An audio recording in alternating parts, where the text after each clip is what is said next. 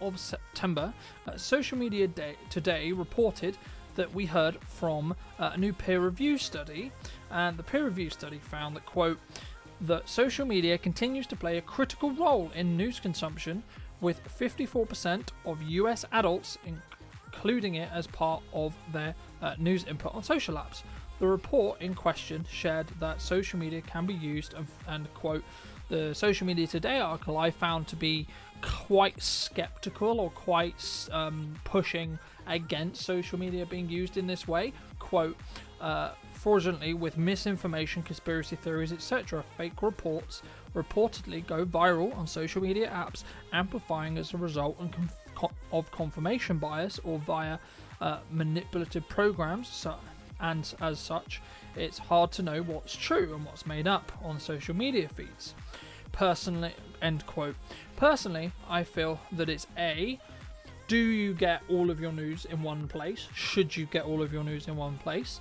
And if you shouldn't, due to the comments on social media today, or in general, should you read around? Should you look around? Should you look on social media and then try and validate that information either through a third party or going directly to source or looking at multiple sources? And for me personally, I think it's going to be better and more important for someone who's educated and wanting to think and wanting to critically think about a situation and is able to be intelligent enough to question what they're seeing and being more openly skeptical. I think it's more important for us to have a different perspective, and that's maybe why we're seeing a rise in people using social media, because we are in a world where people are consuming and thinking that they can trust mainstream media less because of biasy, because of the quote-unquote misinformation that's going on. And I think for me, that's also personally I found it interesting, because that's been some of the comments I've been hearing as well. People have really been enjoying a more independent source. Now, yes, I share my opinions, fine, but I think, and I would hope that you guys who are listening and consuming this show, thank you very much, by the way, but I would hope that you guys would be able to be in a position where you can fact check and you're not going to necessarily 100% take my word for what I'm saying. Yes, of course, this show's researched and all my sources are always linked down below in the video, but actually you should consider, what if I get it wrong? What if I make a general mistake? Now, yes, I have a level of responsibility in the reporting that I do, sure, but especially when it comes to opinion-based stuff, you should try to consume stuff on the back end. You should try and consume stuff you may not necessarily agree with, because it will allow you to become better, it will allow you to become more educated, and it will mean that you're less likely to lean into confirmation bias. You'll be more skeptical when you see that thing on social media and you go, okay, well, is that right? Maybe you'll wait for a community note to be added to it before taking it as gospel.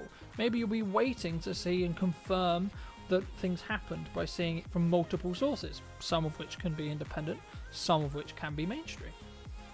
Hello my friends, I hope you're enjoying this episode. I would like to send you my top 10 tips on how to do video marketing and things to be aware of in video marketing. So if you would like that, then make sure to head over to the website and find this silver box and make sure to fill in your information. I'll be sure to send it directly to you. So thank you ever so much for coming back and joining me, and I look forward to sharing more content with you very, very soon.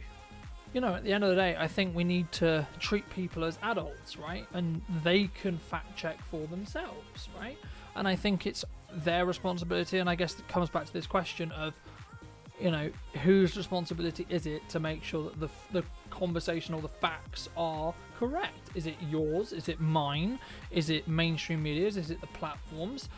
And to be honest, I think we all need to do better. I think we all as a community need to do better at making sure that what we're articulating personally, the things we can control in ourselves, are correct and are right and are able to be validated from that perspective, right? And if you are slightly skeptical, make clear that that's what you are when you report it, right? Because I think that's important, because then people can be aware, okay, clearly there's some evidence here because we can see it, but actually this might be fabricated, this might be wrong.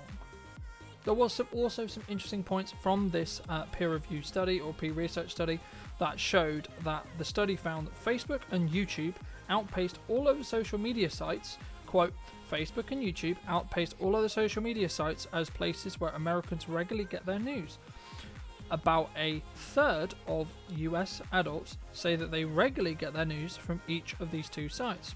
Quote, a smaller percentage of Americans regularly get their news from Instagram, brackets 20%, close brackets, TikTok, 17%, or X, formerly known as Twitter, 12%, or even fewer got their news from several sites, including Reddit with 8%, Nextdoor being 5%, Snapchat being 5%, WhatsApp being 5%, LinkedIn being 4%, and Truth Social being 3%, and Rumble being 2%.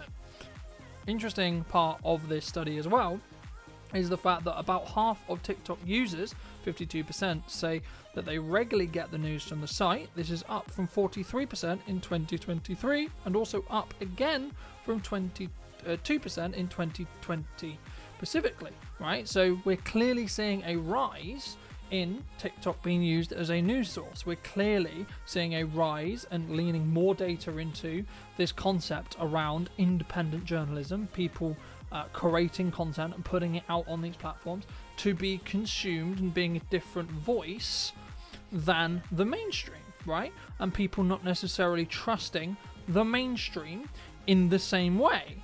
Should you look at mainstream? Sure, if you wish to, but also you should validate it. Also, you should be as skeptical, as I said earlier in the show. You should be as skeptical as you can when it comes to what's going on. But that is going to end this story. What do you think down below? Who's responsible? Is it down to you as a consumer to fact check this content? Is it down to me as a producer of news content to fact check to an extent? Do you feel that it's mainstream is the issue? Do you feel that, we need to, how do we deal with this misinformation problem? I'd love to hear your thoughts in the comment section down below.